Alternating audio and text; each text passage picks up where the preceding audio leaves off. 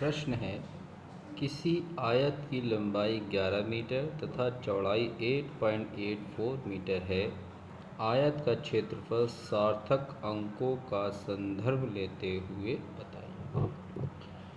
प्रश्न सिंपल है लेकिन इम्पोर्टेंट है और टेक्निकल भी है। ठीक है, तो प्रश्न में हमें दी गई आयत की लंबाई जो है हमारे पास 11 मीटर, आयत की चौड़ाई दी गई है यानी ब्रेथ ऑफ रेक्टेंगल 8.84 मीटर। अब हम बात करते हैं आयत का क्षेत्रफल यानी एरिया ऑफ रेक्टेंगल की बात करते हैं।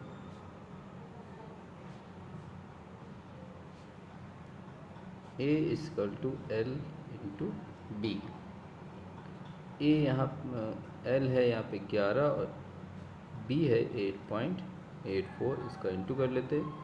11 का 4 बार करेंगे तो 44, 4 कैरी 88 और 4 92, 9 कैरी और 88 और 9 हो जाएगा 97।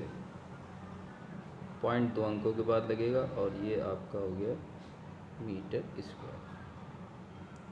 यहाँ तक तो एक सिंपल क्वेश्चन है, लेकिन उसने ये कहा है कि सार्थक अंकों का संदर्भ लेते हुए आंसर को बताया।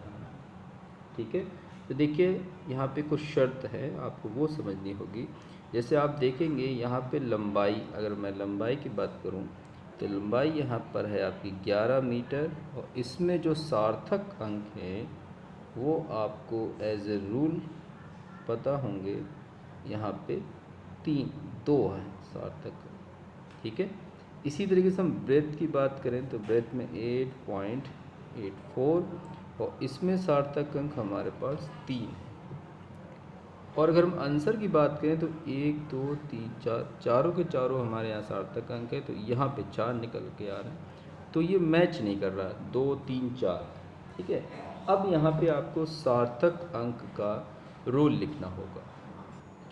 रूल है गुणन में सार्थक अंक के नियम के अनुसार गुणनफल में सार्थक अंकों की संख्या, यानी ये जो गुणा करके जो संख्या प्राप्त हुई है इसमें जो सार्थक अंक है कामा गुणन होने वाली संख्याओं में, यानी 11 और 8.84 की बात चलिए, गुणन होने वाली संख्याओं में सबसे कम सार्थक अंकों वाली संख्या के बराबर होना चाहिए।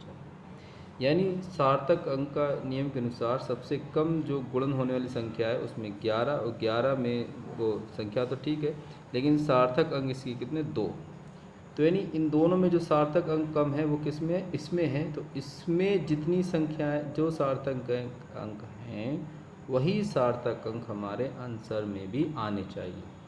यानी आंसर में हमारे आपको क्या दिख रहा है 97.24, यानी अंक सिर्फ 2 होने चाहिए, 2 सार्थक।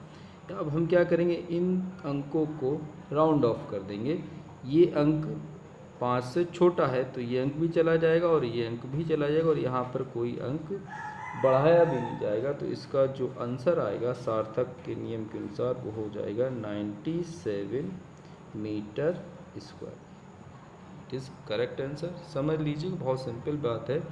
गुणन विधि में सार्थक का नियम होता है कि जो गुणनफल आएगा उसको क्या लिखा जाएगा। तो हमें ये देखना होगा जो गुणन होने वाली संख्याएं हैं उसमें सबसे छोटी सार्थक संख्या किसके पास है, 11 के पास है या 8.8। हमें पता है कि 2 सबसे छोटी संख्या है, यही 2 सार्थक संख्या आंसर में भी आनी चाहिए। तो हमें इन 2 अंकों को राउंड ऑफ करना होगा और आंसर में मिल जाएगा 97। आई होप आपको प्रश्न और उसका सोल्यूशन समझ में आया होगा।